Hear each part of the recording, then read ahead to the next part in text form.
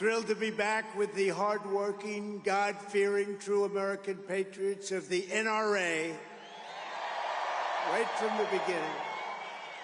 For 4 incredible years, it was my honor to be the best friend gun owners have ever had in the White House by far. Now I stand before you with a very simple promise. Your Second Amendment will always be safe with me as your president. When I'm back in the Oval Office, no one will lay a finger on your firearms. It's not going to happen. And I want to thank some of the great members of Congress that are with us today. We appreciate it. Scott Perry, brave man. Where is Scott? Where is Scott? He's fantastic. Thank you, Scott. Great job. Guy Reschenthaler. Guy Reschenthaler. Where is Guy? He's here. I just saw. There he is. Thank you, Guy. Fantastic job. A good friend of mine, Dan Muser. Dan. Thank you, Dan. Thank you, Dan, very much. He's great patriots, great people. Lloyd Schmucker. Thank you, Lloyd. Thanks very much. Great job, too. These are very brave people. Also, Ambassador Carla Sands, who's done a fantastic job. And a friend of mine, you wouldn't believe it, I met him when he worked at CNN. Can you believe it? No. He got out. He said, I'm out of here. He said, I'm out of here. And he's an incredible writer, a great intellect. Jeffrey Lord, wherever you may be. Jeffrey, thank you.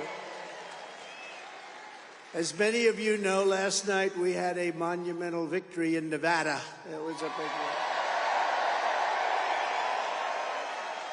We won over 99% of the vote and got more votes than any candidate in the history of the Nevada caucus. Think of that. That's a nice one. And we also won yesterday a beautiful place, I will tell you, but this is a beautiful place also. But we won the Virgin Islands, got 100%. We won it in a landslide. And 3 weeks ago, we all watched that. It was 40 degrees below zero. How about that? That's good. You don't have weather like that. We have some lousy weather here, too, but we don't have weather like that. 40 degrees. You couldn't walk from the car to a door, which was like there. And you walked and you said, I think I'm frozen. It was seriously cold. 3 weeks ago, record-breaking margins, and we won, as you know, New Hampshire. We won Iowa. We won everything. In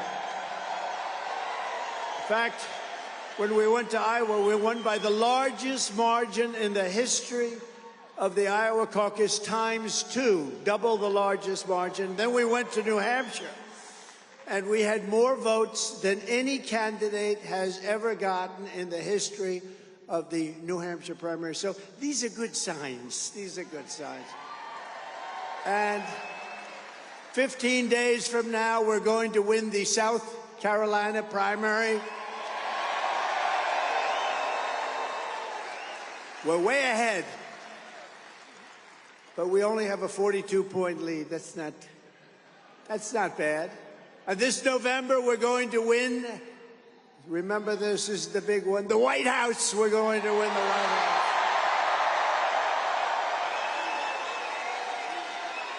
Starting with a historic triumph right here in the Commonwealth of Pennsylvania. We love Pennsylvania. I went to school in Pennsylvania. I went to school in Pennsylvania. I love Pennsylvania. We ran twice. We won Pennsylvania twice. We won it twice. We did much better the second time than we did the first time. It's interesting, isn't it? 4 years ago, I told you what would happen if Joe Biden got into office. I said he would throw open our borders, destroy our middle class, crush American energy. We were energy independent 3 years ago. Now we're asking Venezuela, can we have some of your oil, please? He was going to empower America's enemies, unleash misery throughout your state and throughout our country, bedlam and chaos, at home and abroad. the only thing I didn't know is I didn't know how bad it would be. It's even worse. Everyone said I was exaggerating, but sadly, as the now famous saying goes, Trump was right about everything. I was right about Joe Biden.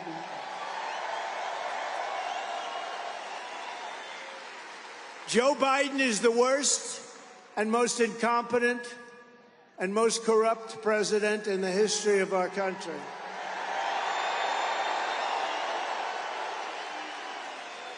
And today I issue another warning. If Crooked Joe gets 4 more years, his second term will make his first term look like paradise. We're not going to have a country left anymore. We're not going to let it happen. We can never, ever let that happen. The stampede of illegal aliens across our borders will surge into the tens of millions. I hate to tell you, we're already there.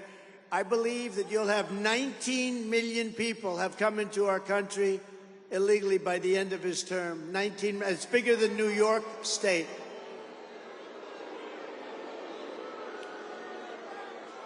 And the people that will benefit the least, the biggest losers in this whole invasion, will be African Americans, Hispanic Americans, Asian Americans, and all unions. Unions will be out of business. I met with the Teamsters the other day, had a good meeting with the Teamsters, and I said, you better get me because we're going to stop. We're going to close up our borders. We had the safest borders in the history of our country, and now we have the worst. Hourly wages will be cut in half if Biden's policies are allowed to continue. Open border, he wants open border. Nobody thought they were real when they say open border. They come in from prisons all over the world, from mental institutions all over the world. They're terrorists. What we're taking into our country by the millions. And we're going to end it on day one. We end it on day one.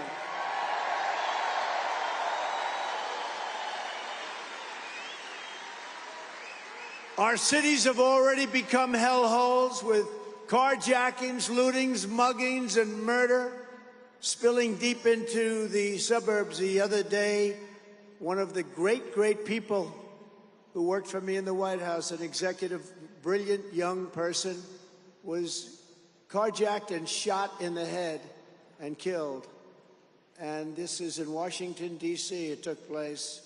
He was picking up his wife, incredible couple, beautiful couple with children, beautiful children. And a thug came up, put a gun to his head and killed him. For no reason whatsoever, just killed him. Our currency will be trashed. Our middle class will be thrown into servitude and poverty. This is what's happening already. You see it's happening. You take a look at your cities are going to hell. You take a look at what's going on. They're filthy, dirty. They're crime-ridden. People walk down the street, they get shot, they get mugged. We're really likely to face I say 100% chance of a terrorist attack. You know, in 2019, and I didn't even believe this number, but the fake news, that's a lot of fake news. Look at that. It's a lot of fake news.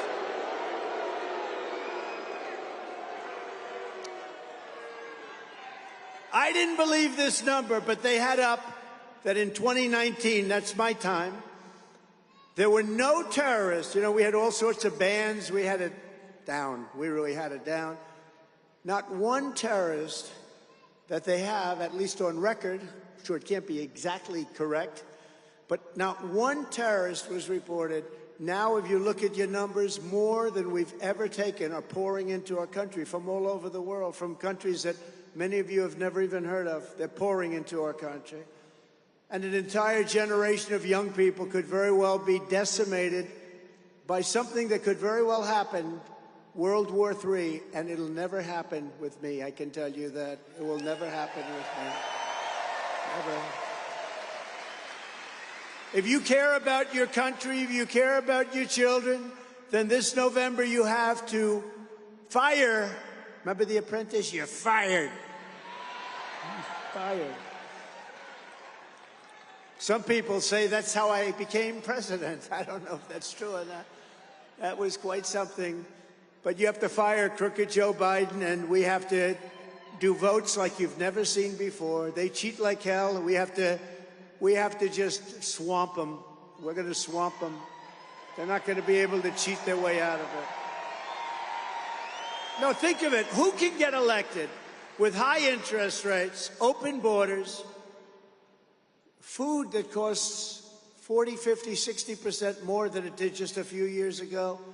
Your lifestyles have changed. Who can get elected with this stuff? A woke military. We have a great military. I rebuilt the entire military. And how about Afghanistan, the most embarrassing moment in the history of our country? Which is why Putin probably looked at that. He saw incompetence all over. That was a surrender, I guess.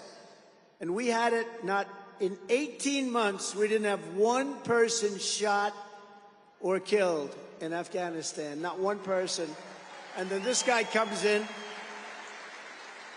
and he takes the soldiers out first, okay? A child. I could take that beautiful child in the third row. I see a beautiful child, like probably 10 or 11, say, would you move the soldiers out first or last? And he'd look at me and say, I think we'll do it last. They took the soldiers out, and then supposed to take them out last. You take all the equipment, you take all the people. We had 13 incredible soldiers. I've gotten to know their families killed. These are unbelievable young people. The families are unbelievable, actually. They've come over to Bedminster and different places, and we love them. But 13 killed so unnecessarily. We left behind $85 billion worth of equipment. You know, Afghanistan now is one of the largest sellers of military equipment in the world. They're selling our beautiful brand new equipment. We left hundreds of people behind, including others that we could have taken, but we left hundreds of Americans behind. They're still there. And I think when Putin and President Xi of China, when they look at this, all of a sudden, President Xi starts thinking in terms of Taiwan. He's certainly thinking a lot about it. They weren't thinking about it 4 years ago. And Putin was always the apple of his eye, but he would have never done it. He would have never done it. And he went into a place that's so beautiful, and it's not so beautiful anymore. He went into Ukraine, and what's happened there is very horrible, very, very horrible, very sad. These are things would have never happened. The attack on Israel would have never happened, would have never happened. And inflation would have never happened. We have inflation, the worst we've had in 72 years. Inflation would have never happened.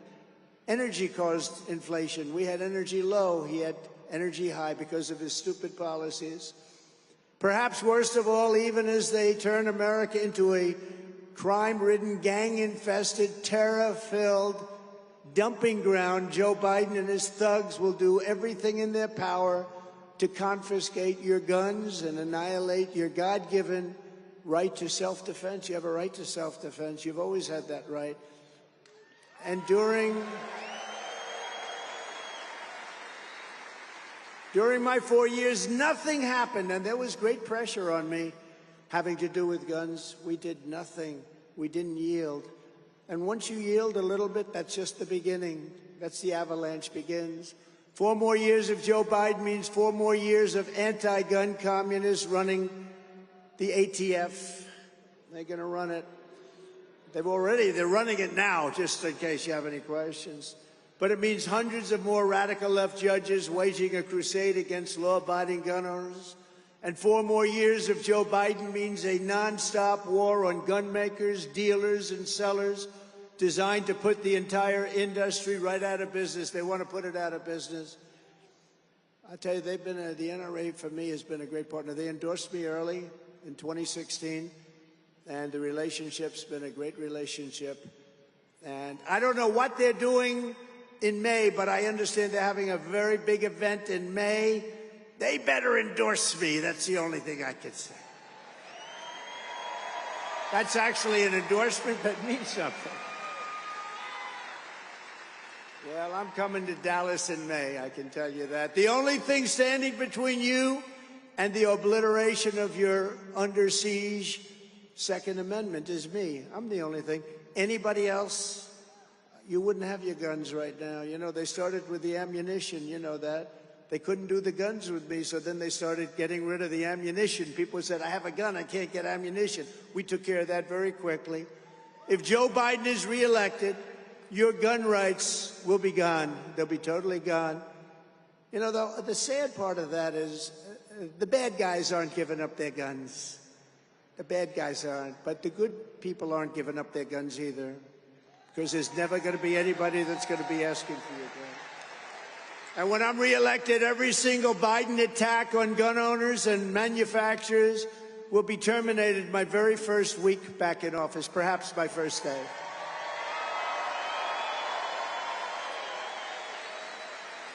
And every pledge, and your officers will tell you this, every pledge I made to you as a candidate, I fulfilled as your president, every single pledge.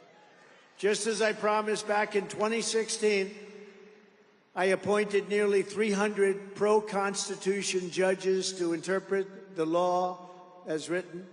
I faced down vile attacks from the radical left to confirm 3 great Supreme Court justices. They're great justices.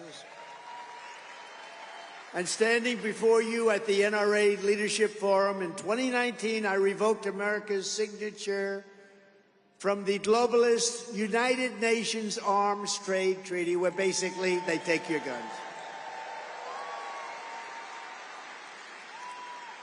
Sir, they said, you can't do that, sir. All countries are signing that. Well, number one, all countries didn't sign, and most of the countries that signed didn't adhere to it anyway, but we would have. I said, no, we're not doing it. Even the NRA officers were surprised at that one.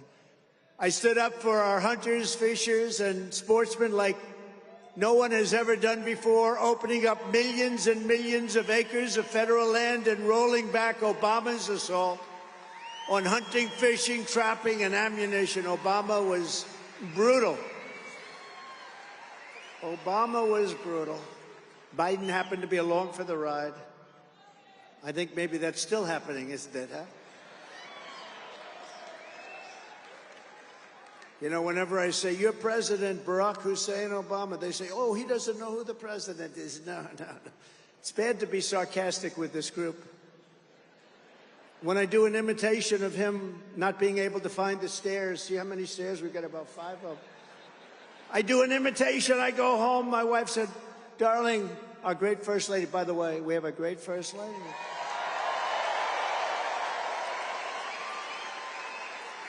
But I do an imitation, and I go home, she says, darling, you couldn't find the stairway out? No, it was an imitation. The fake news makes it sound like I couldn't find my way off the stage.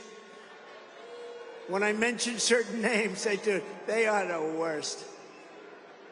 They are the worst, but hopefully someday they'll learn. You know, to make our country great, we have to have a fair and free press. It's very important.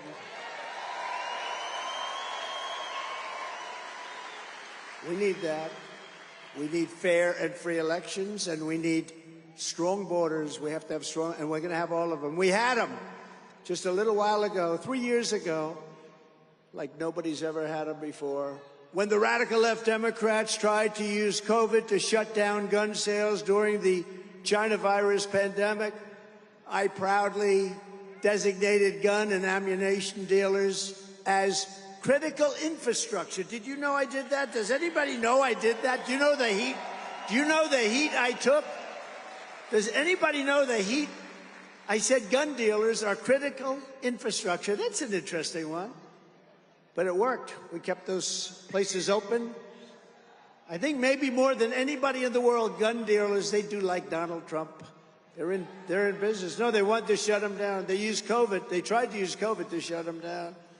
My administration also petitioned the Supreme Court to overturn New York City's unconstitutional ban on transporting handguns outside of the home. You have people walking on the streets with handguns that want to do bad things, and you had to keep your handgun at home. And to people that don't understand the industry and the gun world, they might think that sounds tough. It's not tough. It's really a survival. It's really we have 700 million guns out there, and not all of them are had by very innocent people.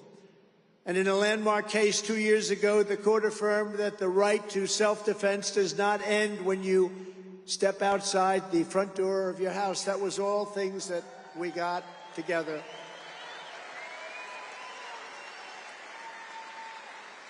But under crooked Joe Biden, your Second Amendment is again under siege. You know that.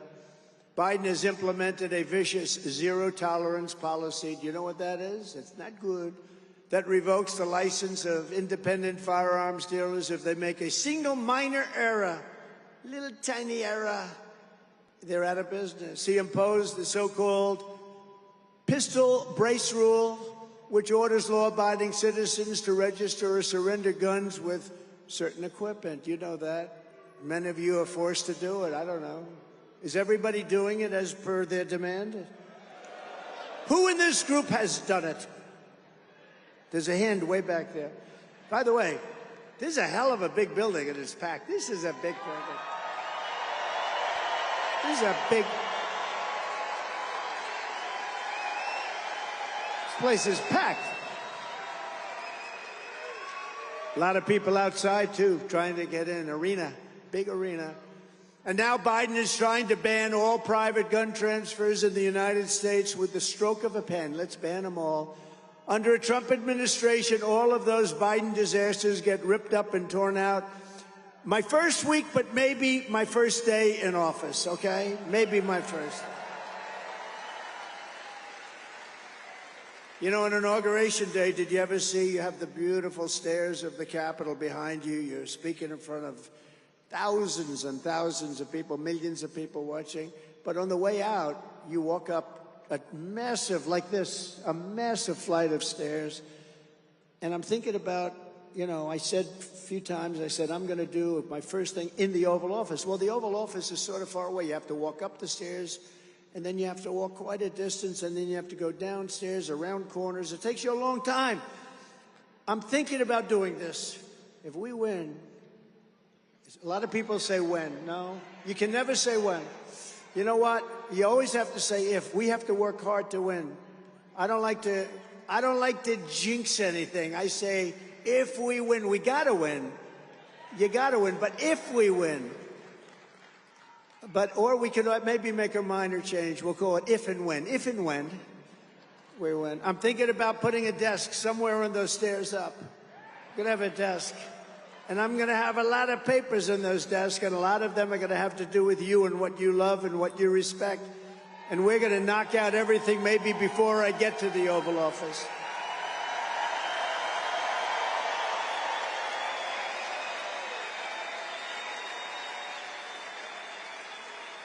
That'll look strange, won't it? We finish a nice speech to this incredible crowd, goes all the way down to the Washington Monument. We had some crowd, I'll tell you.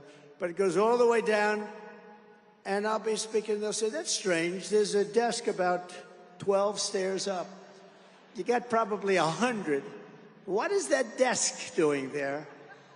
And it might look strange, but it's not going to be strange when I start signing those things. But we're going to knock it out. We're going to knock it out fast. And it is true, when the NRA endorsed me, you know, I said I was going to do it, but I was in the real estate business, and I was in business generally. We did great. But when I said it, a lot of people didn't really believe the things I was able to do for the gun owners and for a lot of other people, too, outside of the gun world. But we did every single thing and more, and it was my honor to do it. Incredible people.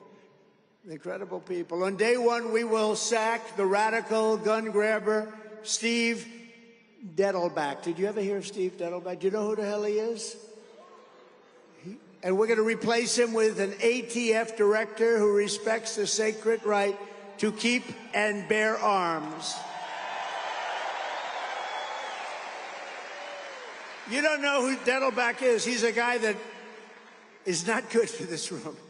He's not good for you. We will fire ultra-left Interior Secretary Deb Haaland and appoint a secretary who truly loves our hunters, fishermen, sportsmen, and outdoorsmen, like my sons. My sons love Don and Eric. They're great hunters. They love the outdoors. They love it to a point, like I say, when are they coming back? And they're good, too. They're good. If they were golfers, they'd be better than scratch. Does anyone know what I mean when I say that? They'd be better, though. They're really good. They can shoot They can shoot as well as about anybody, but they love it. It's a great passion, and it's good for them. And we will completely overhaul the corrupt Department of Injustice to clear out all the communists who have weaponized government activities and gone against conservatives and gun owners, and we will replace them with relentless crime fighters on a mission to put dangerous criminals behind bars. If you're a violent criminal today, if you kill people, if you slaughter people, if you mug people, nothing happens. But if you're a religious person of a certain faith, you get persecuted. And I don't know what's going on with Catholics, but Catholics are being treated very badly. I don't know if you know that, but they're being treated very, very badly. What the hell is going on with Catholics? And yet, we got 88% of the evangelical vote, but we only got 50% of the Catholic vote. We should get 110% of the Catholic vote, what they're doing to Catholics. But we have a sick and corrupt two-tiered system of justice in our country. Do I know better than anybody? As an example, it was just announced that Joe Biden, his Department of Injustice, will bring 0 charges against Crooked Joe, despite the fact that he willfully retained and disclosed troves of ultra-classified national security documents. Now, that's not what I've been hearing, and he's not under the Presidential Records Act, which is a big thing. I am. It's a protective act. They're trying desperately to spin the Biden document disaster into a, oh, but wasn't Trump worse? No, Trump was peanuts by comparison. That was 50 years, and he did a lot of it when he was at a very young age. He was mentally a little better than he is right now. But no, in actuality, I am covered by the very important Presidential Records Act, and therefore I did absolutely nothing wrong. Nothing wrong. But Biden wasn't president. Only the president is covered. It's a big deal.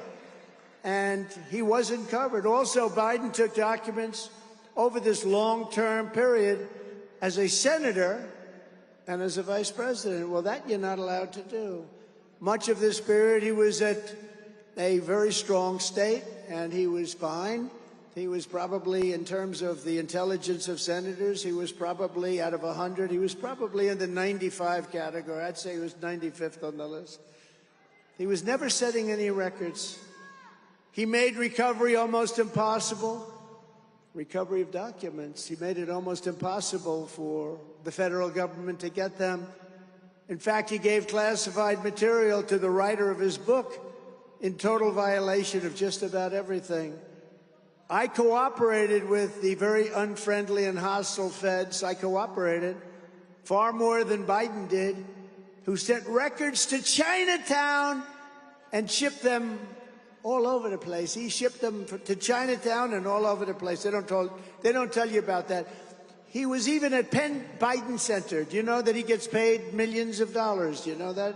You know who pays him? China. China. You have the Penn Center, right? Penn Biden Center. He gets paid millions of dollars. And they pay like close to $100 million to the school itself.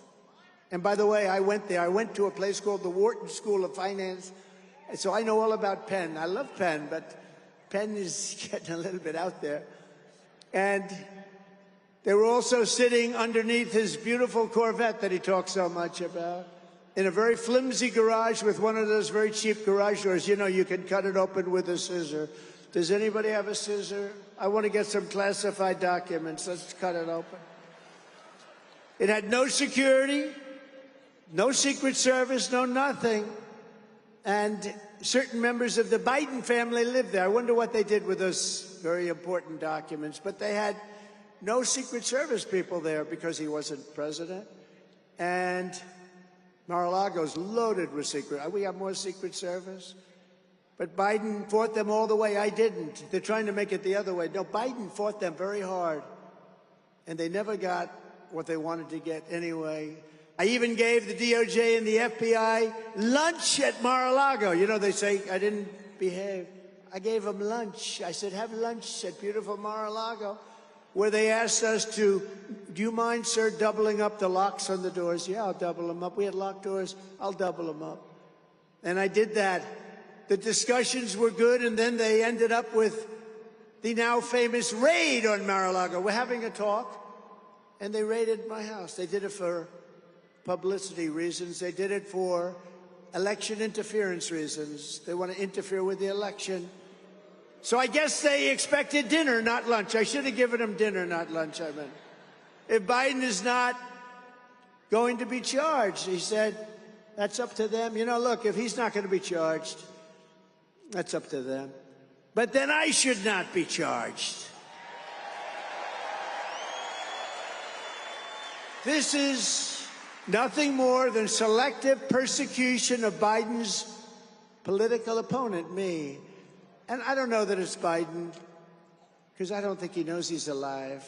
But it's vicious and very smart people that surround the Resolute desk. You know what the Resolute desk is? The most beautiful desk.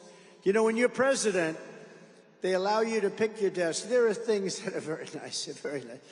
And they have these unbelievable desks. One of them is the Resolute desk. That's the one I took. And it had a tremendous history of presidents behind it. And he has the same desk. I think he took it because he likes me so much, you know. He said, I want to use this. I want the same desk as President Trump had. But never has such a thing as what he's done with the weaponization of our government, DOJ, FBI. It's never taken place in our country. It only takes place in third world countries. This has never happened in our country before. And the local DAs are part of it, and the attorney generals are all a part of it. You saw what happened in Atlanta with Fani, F-A-N-I, Fani. How do you pronounce F-A-N-I, Fani? They interviewed her a year before. I would never have an affair with anybody in my office. Well, she had an affair. And they paid the guy almost $1 million.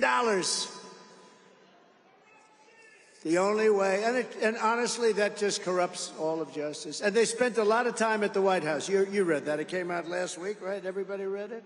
If you didn't read it, I'm telling you now, and I'm telling all the fake news back there. They spent a lot of time in the White House. And you know what they were talking about? How do we get Trump? How do we get him? He's been quite elusive over the years, hasn't he? He's been quite elusive.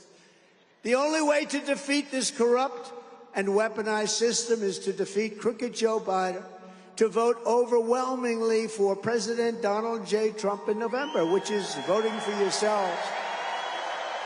Under the Biden administration, every facet of our government has been perverted, corrupted, and turned upside down and inside out.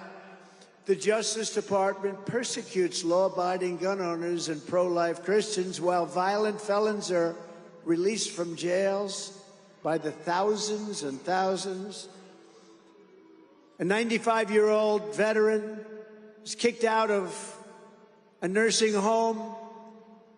95-year-old veteran, a highly regarded veteran, to make way for an illegal alien that came into our country. Gangs, the most vicious gangs you've ever seen. They make our gangs look like very nice people by comparison. Gangs from Venezuela, Honduras, and El Salvador are treated like victims, while Republicans are treated like criminals. We're treated like criminals, and a lot of other groups of people in this country. Rich people are given $7,000 subsidies to buy luxury electric cars. Think of it, electric cars. Is this the word? They don't go far. You know, somebody said, how do you describe it in a simple manner? I said, I have an idea. They don't go far. Doesn't sound very glamorous, but it happens to be true. You know, when I was in Iowa, I told you 40 degrees below zero. There were so many cars in the road. I said, boy, there are a lot of cars out here. No, these are cars because electric cars don't work in very cold weather. So I would say 40 degrees below zero is a fine test. And I came back with a result that they don't work in cold weather. That's right. But they do it using money stolen from middle-class families who cannot afford to buy a car for themselves. The whole electric car thing is crazy. It's crazy. Everybody should have the right to buy an electric car, But, you know, we have liquid gold under our feet more than any other country. We can have combustion. We can have combustion engines. We can have hybrids. Hybrids are actually pretty good, you know, the combination of both. But all electric, unless you're going to go very short distances, I wouldn't want to go long. I wouldn't want to go long. And we're going to drill, baby, drill. That's what we're going to do. We're going to drill, baby, drill. We'll drill, baby. Thank you very much. Thank you. That was very nice. Guy's a good voice. No, we're going to drill, baby, drill. We're going to get our prices down. We had gasoline at numbers that you hadn't seen in 25 years. We were doing so incredible. We never had a country that was doing so well as it was during the Trump 4 years, which is why we're leading in the polls. We're leading everybody. We're leading. I think the Republican primary is essentially over. That's what I hear. We'll go to South Carolina. We're going to do great in South Carolina. We're actually going tomorrow to South Carolina. You know, I used to have a nice, simple life. I didn't have to go around and make speeches to massive stadiums. And if you say one word, a little bit mispronunciation, you end up front page. What's wrong with him? You make 9 speeches. I have a guy I'm competing against he hasn't spoken in months. And when he does, it's not pretty, is it? Not pretty. Not pretty. And I got to know President Xi of China and Putin of Russia. Got to know a lot of the leaders. They're tough cookies and smart. And I just can't imagine what happens when they close the doors and go into a little negotiation. Unfortunately, I know what happens, and it's not good for America. It's not good. A vote for Biden is a vote for all of this communist lunacy that you're seeing around you with the open borders and all of the problems that are caused. A vote for Trump is really a vote for common sense. You know, we're conservative and all of that. But I say, more than anything else, it's common sense. We want borders. We want strong borders. We want great education. We want low taxes. We want a powerful military, but not necessarily to use it every week on going after countries that don't want anything to do with you. The day I'm inaugurated is the day that law and order, sanity and justice will return back to the United States of America. On day 1, we will seal the border and stop the invasion of America. We're being invaded just like it's a military invasion. There's no difference. You know, we are losing, in my opinion, 350,000 people a year to fentanyl. There's no war, for the most part, where you're going to lose that many soldiers, where you're going to lose that many people. We're losing 350,000, I believe. They always say it's 100, 125. It's not. It's much more. It's getting worse, too. We had a very strong border. It was very hard for them to get things through our border, and now they just walk through, nobody checks. We spend a lot of money on equipment. I said, get me the best equipment. But do you know the best thing for detecting drugs is a certain type of German Shepherd? You know that? They are unbelievable. There's no machine that costs $2 million each that can even come close. So I love those dogs. I think they're great. You can't get away with it. I mean, they put them in their cylinders of a gas car. They don't have cylinders in the electric cars too much. But they put them in hubcaps. They put them in places. I always say, you know, I've seen the way they bring them in. If they would devote that genius to making money legitimately, they'd be very wealthy people. But what they do is incredible. But the best thing you have is a certain type of German Shepherd. It's unbelievable. They go right up to it. They say, that's it. They point to it. You take off the hubcap and stuff pours out. You say, hey. But, you know, we worked hard on it, and we had it way down. And now it's coming in at a level of 10 times more what it was 4 years ago, 10 times more. Many people are dying fentanyl. And I had to deal with President Xi that he was going to give the maximum penalty for sending fentanyl to the United States. I had that deal. because he understood tariffs. I charged him massive hundreds of millions of dollars China paid to the United States. Not one president ever, not one president got 10 cents for China. They're great negotiators. You know, they say, but we are a developing nation. Well, so are we. Have you seen our cities? Our cities, you might as well redevelop, and we're going to do that, by the way. We're going to redevelop our cities in this country. And we're going to redevelop and fix our capital, which is a murder den. People are getting murdered every single week, many people in some cases. We're going to bring back our capital. We're going to bring back law and order. We're going to have the federal government run it. And we're going to bring back the capital, Washington, D.C. We're going to put it in the safe fold. We're going to have it safe. We're going to have it clean. We're going to take the graffiti off the marble columns, those beautiful, beautiful marble columns put up 100 years ago and more. These gorgeous Carrera columns. I know all about the marbles. I can tell you every marble. But these beautiful columns that are incredible how they could have done it years ago without the powerful tractors that you have today and lifters and cranes. They got them up and they're beautiful. And they have graffiti on them. We're not going to have any more graffiti, and we're not going to have roads that are in bad shape. We're not going to have medians that are falling down. We're not going to have paper that's been down for six months. I mean, you look at some of this, you look at the damage, the destruction, the filth, and you have cars, and I wonder what these leaders say as they're driving into Washington, D.C., and there's paper all over the roads and beer cans and everything all over the road, strewn all over the place, and the medians are falling down, you know, that metal median that they use so much, real garbage. I mean, you put it up, and I think the sun makes it warp. You ever see this stuff? You put it up, 2 weeks later, the thing looks like it's been up there for 30 years. What crap. Somebody made a lot of money doing that. Whoever the man that sells that stuff is, I want to hire him immediately, because I think he's the greatest salesman on earth. They're all laughing because they know exactly what I'm talking about, right? Right? The little ching, ding, ding, this. It's like you put it down, the next day it's like this. You have to understand, that was my business. I was really good at that business. It's called construction.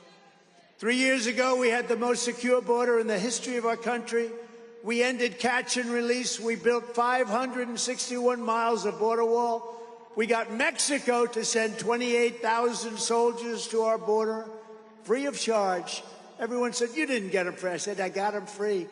By the way, I used to say Mexico's going to pay for a big piece of the wall. Mexico paid much more than that. They gave us free soldiers, free military. They did things for us because that I could do. You're not allowed to do that. They can't pay for our wall. No mechanism. But there was a mechanism where they can give us soldiers, 28,000 soldiers. And, you know, it was very interesting. Some of you have heard the story, but I went to Mexico. A woman in the State Department was terrific, but she was a lousy negotiator, actually. But a terrific woman. She dealt with Mexico for 25 years. And she said, sir, you're not going to be able to get this stuff. I went to Tom Homan. I went to Brandon Judd, the Border Patrol. I went to these I said, what are your give me a top 10 list. And they gave me a top 10 list. No more catch and release. No more, a lot of things. We want the wall, we want this, we want that. We wanted a lot of different things. And the woman looked at me, she said, sir, we've been after that for 25 years, as long as I can, you'll never get it. I said, yes, we will, 100%. Sir, you won't be able to get it. And I like the president of Mexico, the former president, I guess. He's going to be taken off for somebody else has taken his place. I'm sure I like the person that's taken his place. We'll get along just fine. But so what happened is I said, no, they're going to have to give us 28,000 soldiers. That's a lot of money. I also want a thing called Remain in Mexico. Isn't that a good idea, Remain in Mexico? You know, Biden ended that. When he ended Remain in Mexico, and I built all of these hundreds of miles of wall, in 3 weeks we could have thrown up another 200 miles of wall, 3 weeks. And that's when I realized they want open borders because they didn't want it. And they took the wall, which was exactly what the Border Patrol, it wasn't my design, it was a design by Border Patrol. I frankly would have liked concrete plank going straight up, but you had to be able to see through a lot of different things. They wanted it to be steel, concrete, and rebar. I built everything, even the panel on top. I hate the way it looks, but it's called an anti-climb panel. It makes it almost impossible, unless you're a Mount Everest climber, to get over the wall. These guys would scoot over the wall like it was nothing. But that's an anti-climb panel. We did everything they wanted, and we built it, and it was so much more than I promised to build. And then I said, we need more, because people would go out on these sketches, and we had to fill in the certain areas that were hard to get legally from eminent domain and various other things. So what happened is we're building the wall, a lot of people coming in, a lot of death, a lot of destruction, a lot of people pouring in, but peanuts compared to what it is. This is peanuts. And I got Mexico. I said, you're going to have to pay for the soldiers free of charge. They laughed at me. They said, we're not doing that. I said, you have to. I'm sorry. We're not doing it. Sir, you have to be. Here's a guy, handsome guy, beautiful representative. He laughed. He said, sir, we're not giving you soldiers. Why the hell would we give you soldiers? He actually thinking to himself, we've been ripping off the United States for years. Why the hell would we give them soldiers to protect their border? We're not doing that. We want them out of Mexico, these people that are coming up. A lot of criminals, a lot of bad people are coming through. So I said, no, you're giving it to us, 100%. No, sir, I'm not giving it to you. I said, listen, 100% that you're giving it to me. We're not giving it to you, sir. You're giving it to us. He goes, no way. I go, way. And so we left it. And I said, here's the story. You're going to give us every one of these items. I have 10 items, and remain in Mexico is a big one, but no more catch and release. We call it catch and release in Mexico. We had catch and release in the United States. We catch a criminal, and we release the criminal in the United States. What the hell? And then we say, come back in 6 years for a court case. Only the really dumb ones came back. Most of them just, that was it. They were in our country. We had them. But some really dumb ones came back. I'm here to go through a court case. Oh, wonderful. Thank you very much. So what happened is I said, no, you're going to give it to us. So he said, why are you so confident that I'm going to give it to you? I said, here's why. Because I have before me a document, and I'm signing it now. And if you don't give us 28,000 soldiers immediately to protect our border from people pouring into our country, I am going to charge you a 25% tariff on every single thing you make, including all of the cars, because you stole, they stole 32% of our car industry, by the way, in case you don't know.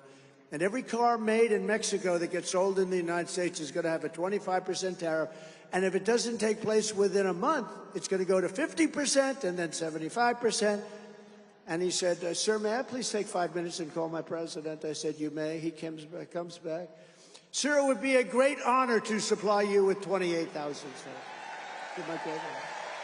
It would be my honor, sir. It would be my honor. And we had a great relationship with Mexico, and we had the safest border we've ever had in this country, ever had. And then as the wall got built longer and longer, but we could have added another 200 miles, and they didn't want to do it. And then they ended up selling that expensive wall, very expensive. They sold it for 5 cents and 10 cents on the dollar for scrap. And that's when I said, these people really want open borders. It's not even believable. But we did a hell of a job, I'll tell you, and we'll do it again, and we're going to do it again. Bigger, better, stronger than ever before. It's all going to happen. It's all going to happen, and we have no choice.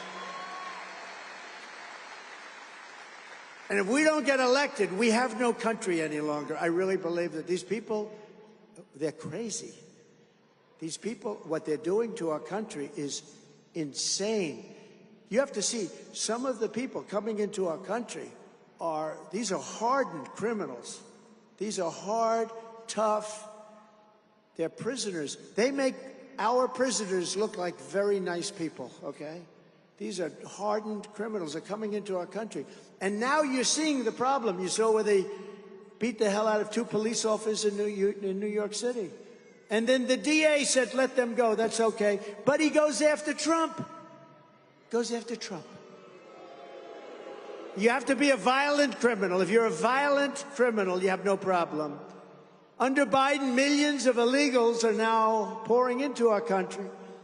And these include terrorists. You have a 100% chance of a major terror attack in the not-too-distant future. It's a terrible thing to say. I went 4 years with no terror attack. 4 years. And I could never talk about it. We call it the ban. Remember the travel ban? We cleaned up the name a little bit.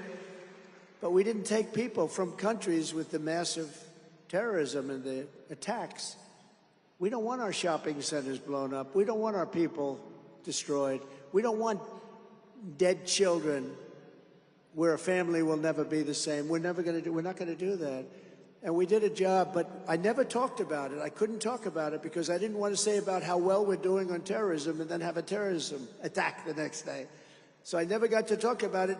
But the day I left, I started talking about what a great job we did. Thousands and thousands of people are coming in, and you notice they're all men, and they're all between 18 and 25 or 26 years old, practically all, meaning like military. Think of it. Very few women. I don't want to disrespect you when I say few women, but that's the way it goes. Sometimes I got to tell it like it is. Not a lot of women. Men are coming into our country at level, and a lot of them coming in. 29,000 from China over the last few months. 29,000. They're coming in from Yemen. You know, the bombing has already started. When I was thinking about doing this, the Middle East was being bombed to hell. And I said, you know, it's not necessary. We can do it in a much better way. They have to respect your leaders. I looked yesterday, there's bombs going up all over the place. Everyone's fighting. It's a whole mess. We had a great, great leader, Viktor Orban. You know who he is, of Hungary. Viktor Orban, he said, there's only one way that this problem is going to be solved, because the whole world is blowing up. You look at Ukraine, you look at Israel, you look at the whole Middle East, you look at everything. China's talking about going into Taiwan. But Victor's a tough leader and a smart man and highly respected, but he's tough. And he was interviewed recently, and he said there's only one way it gets solved. Trump has to become president of the United States again, because people respected him. I knew exactly what he was talking about. When I'm president, instead of trying to send the state of Texas a restraining order, I will send them reinforcements. They're going to get reinforcements. They're doing a good job. And I'll use all necessary military and law enforcement resources to defend the United States of America. We're going to be very strong. And within moments of my inauguration, we will begin the largest deportation operation in American history. We have no choice. We have no choice. We have no choice. And we're going to start with the very bad ones, because the very bad ones are very, very bad. They're worse than anybody you've seen. And we know who. You know who knows who they are? Your police force. Your local police know exactly who they are. They know them by name.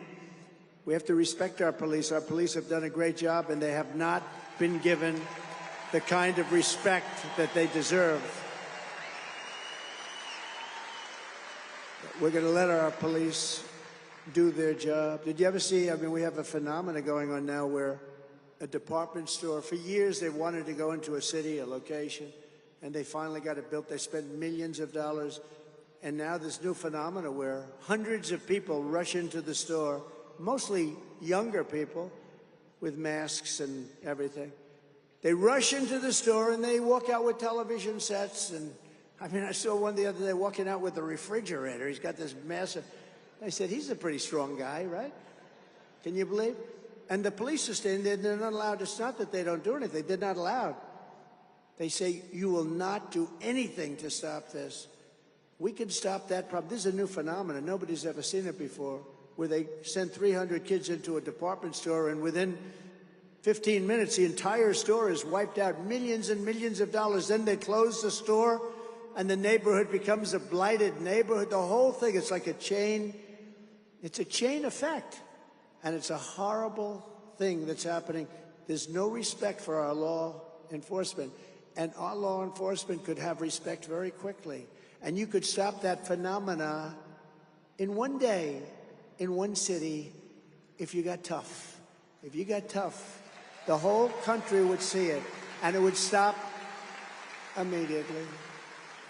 Despite the worst border crisis in U.S. history, crooked Joe Biden just tried to ram through a massive open borders bill that would allow nearly 2 million illegals per year. Did you see that? 5,000 people a week. Some people said 5,000 people a day, but I think they meant 5,000 a week.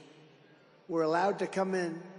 dispense unlimited numbers of work permits for illegal aliens to steal American jobs. The unions are going to be out of business. I'm telling you, if the Teamsters endorse Biden, here's the good news. Most of the Teamsters are going to vote for me anyway. And the unions. And workers, just workers.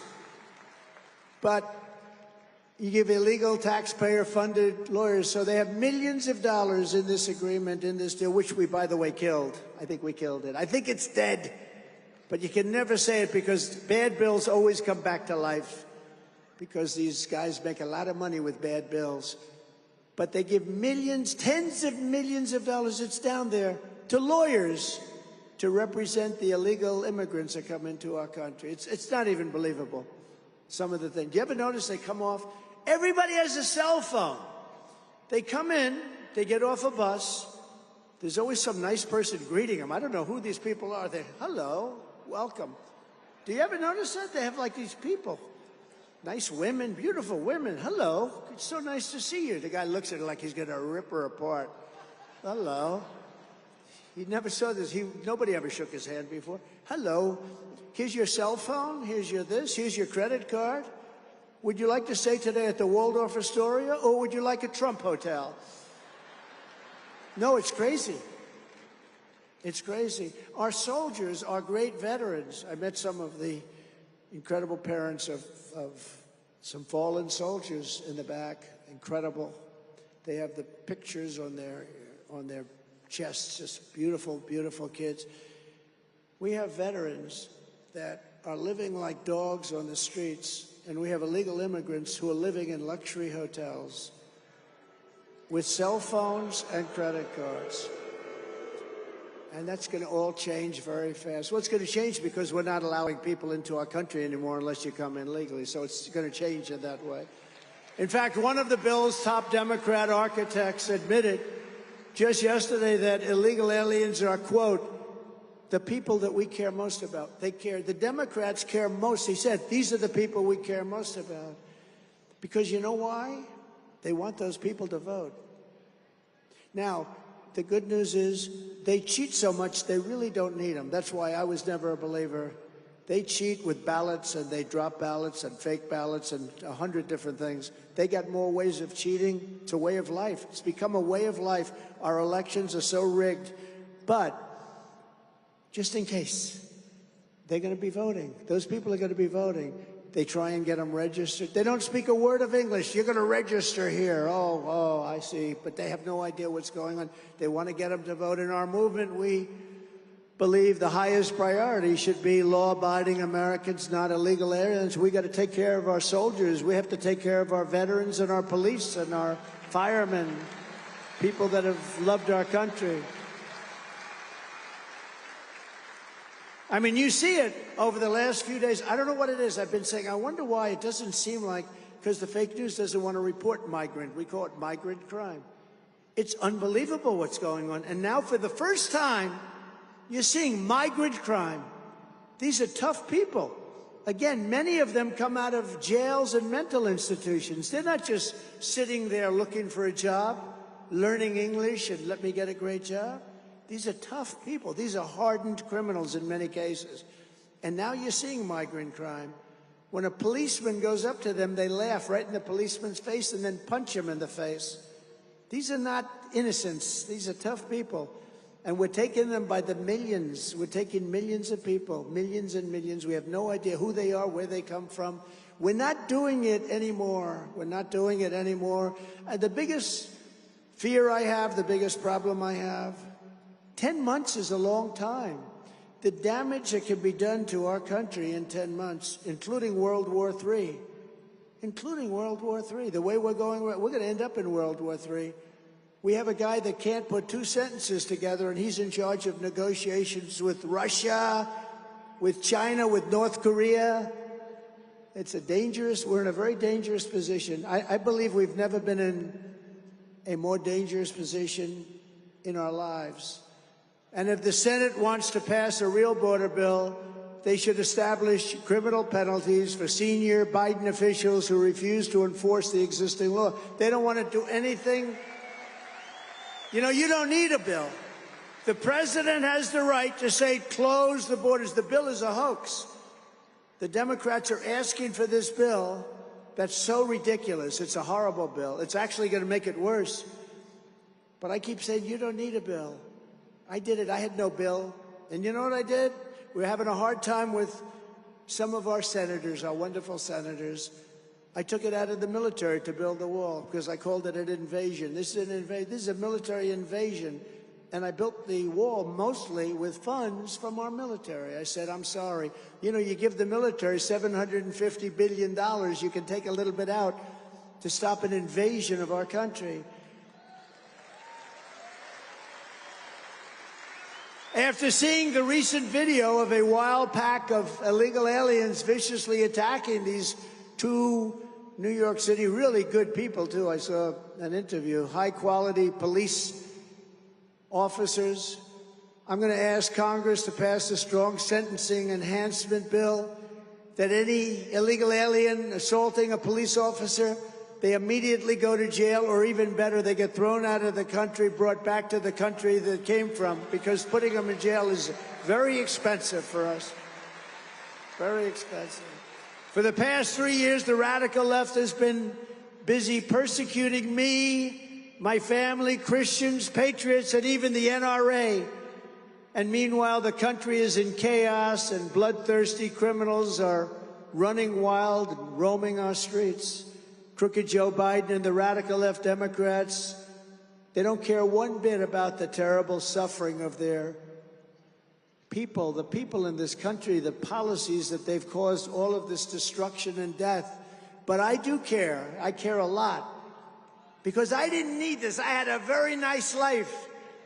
Nice Saturday afternoon. I could tell you, if I weren't doing this, where I would have been in a very nice location. But I didn't need this, but I'm so happy I did. A lot of people say, President, could I ask you, if you had it, because they see the way I'm being persecuted by these animals.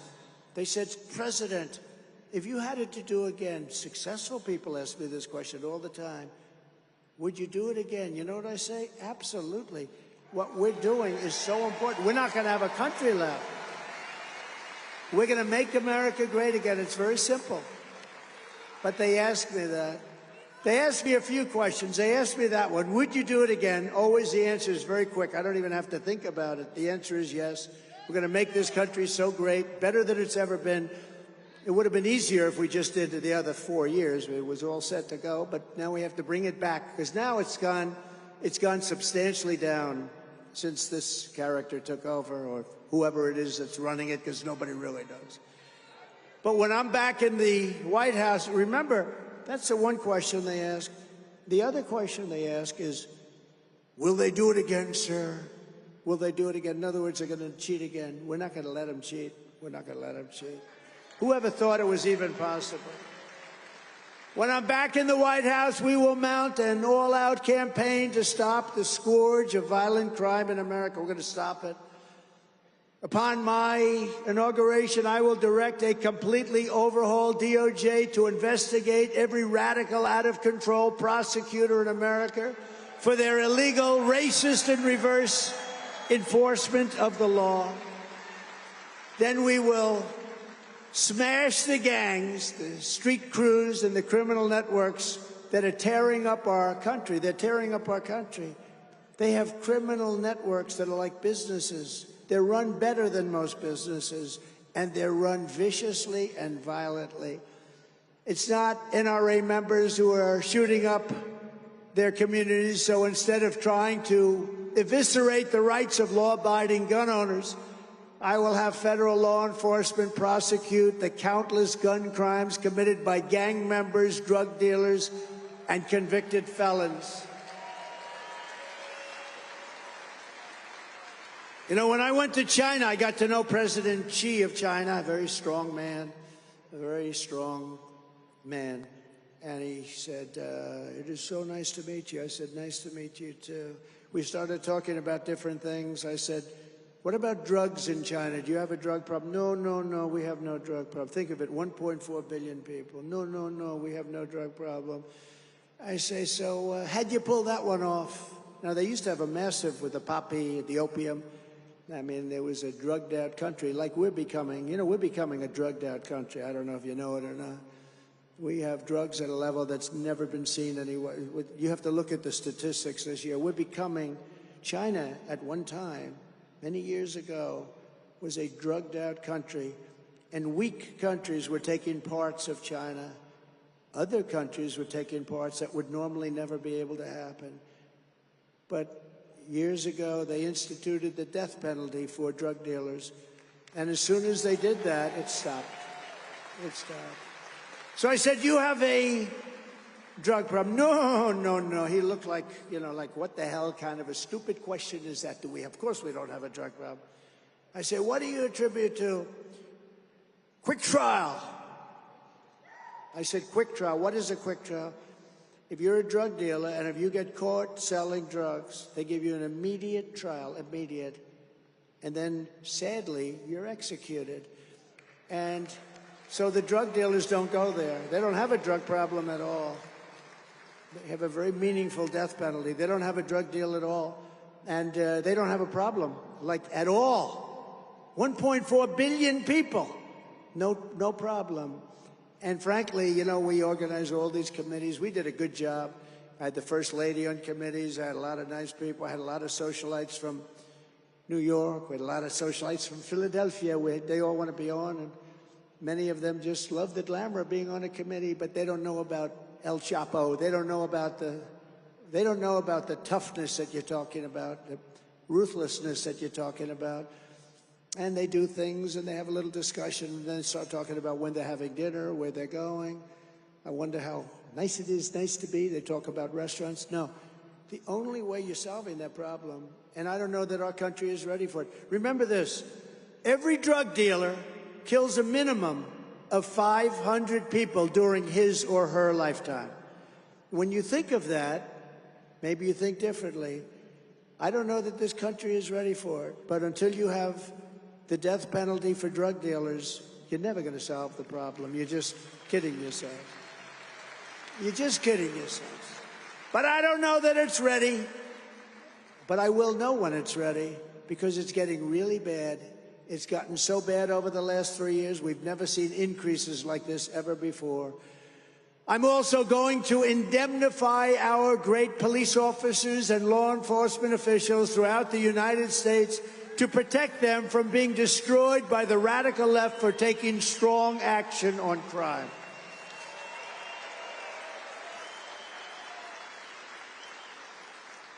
No, they get rough with some horrible criminal. They lose their job, they lose their pension, they lose their wife or a husband. They lose their family. They get destroyed because they're doing their job. We're going to indemnify them. They're told to go out and get your own lawyer. Can you imagine you're a policeman and you're dealing with rough people in many cases, and they say, go get your own lawyer. We're not going to do anything. We're not going to spend the money. No, we're going to indemnify police officers that do their job. We're going to indemnify them, and precincts, and in some cases states, depending on who's running the state. We're going to work with Democrats. We're going to work with whoever. But we are giving indemnification to the police for doing their job. They're not going to be sued and destroyed or fired and destroyed. We're not going to let that happen. And to further deter these barbaric criminals and help you defend yourself and your family, I will ask Congress to send a bill to my desk delivering national right to carry reciprocity. You're going to have that.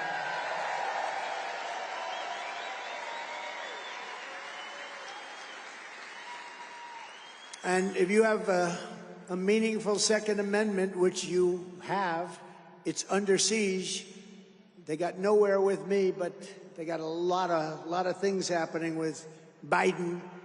It has to go across state lines. You have to be able to go across state lines with Second Amendment privileges. Just as I did before, I will appoint rock-solid conservative originalists to the federal bench, including the United States Supreme Court. Great new justices. Almost 300 judges throughout the country. Big difference. I will stop the effort to deny banking and financial services to gun makers and dealers. They won't allow banks to deal with them. and I will never allow the creation of a central bank digital currency, which is a method of stealing your money, very dangerous. And we will restore free speech in America. We will have free speech. We do not have it now. We will reverse the Biden ban on natural gas exports.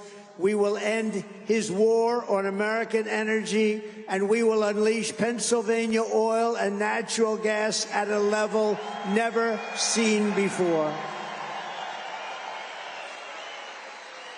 On the world stage, we will restore peace through strength.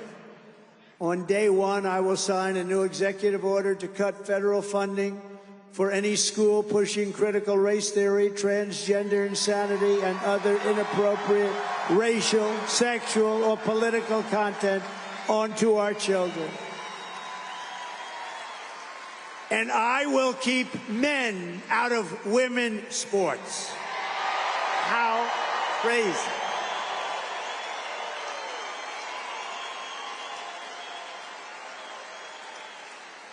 And we will secure our elections with one-day voting, voter ID. We are going to have paper ballots, and we are going to have great, secure elections. You would have no idea how big a difference that'll make. And in conclusion, this is the most important election in the history of our country. You know, I used to say in 2016, this is the most important, and I meant it. But you look at the border. We had a border problem in 2016. I fixed it so strong that it wasn't even talked about in 2020. I kept saying to my people, I want to talk about the border. What a great job I did. They said, sir, nobody cares about the border. You fixed it. I couldn't talk about it. And yet we still got millions and millions more votes in 2020 than we did in 2020. We did much better in 2020. A lot of bad things happened. You know that. I'm not going to let that happen again. But we did much, much better. Millions and millions of more votes. We got the most votes in the history of our country for a sitting president. But now we're going to blow that number away. I've never seen, ever, such spirit. We had 2016, 2020, the level of spirit was incredible. This blows it away. Because basically you've seen how incompetent these people that are destroying our country, what they're doing.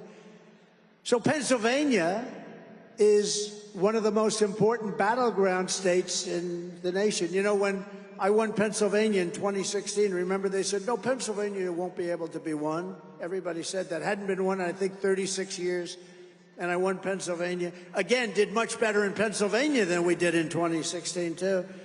And I was just coming over, and some of the guys working here said, sir, you are more popular in this state right now. You're going to blow Pennsylvania away. That's what I think is going to happen.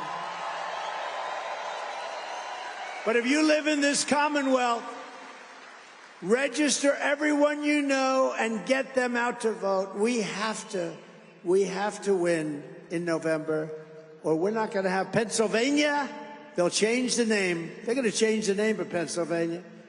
How about all over the country? They're taking the name of George Washington off high schools and other things. That's one even I thought was safe. Abraham Lincoln and George Washington. Their names are now endangered. No, we are going to have to win. You're not going to have a country anymore. You're not going to have a state anymore. You're not going to have anything. We have to swamp them with so many votes that they can't rig it or they can't steal it. You know, at a certain level, they can't rig it anymore. It's too much. Pennsylvania is the Commonwealth where our founding fathers declared American independence. Such an incredible state politically. It's where they designed and wrote our glorious Constitution. It's where Pennsylvania oil came out. The first well, do you know that, in the United States, Pennsylvania oil, and where strong Pennsylvania steel was poured into the backbone of our country. And now U.S. Steel was just sold to Japan. Okay, how do you feel about that? How do you feel about that? I wouldn't approve that deal. I wouldn't approve it. And this is the state where generations of tough, strong Pennsylvania workers, farmers, soldiers, and laborers forged the greatest nation in the history of the world. But now, we are a nation in decline. We are a failing nation. We don't like to say that. I don't like to say that. We are a failing nation. We are a nation that has lost its confidence, its willpower, and its strength. Think of that. We've lost our confidence as a nation. We're a nation that has lost its way, but we are not going to allow this horror to continue. 3 years ago, we were a great nation, and we will soon be a great nation again. It was hard-working patriots like you who built this country, and it's hard-working patriots like you who are going to save our country. We will fight for America like no one has ever fought before. 2024 is our final battle. With you at my side, we will demolish the deep state. We will expel the warmongers from our government. We will drive out the globalists. We will cast out the communists, Marxists, fascists. We will throw off the sick political class that hates our country. We will protect our Second Amendment. We will evict crooked Joe Biden from the White House on November 5th, 2024. That's when it begins.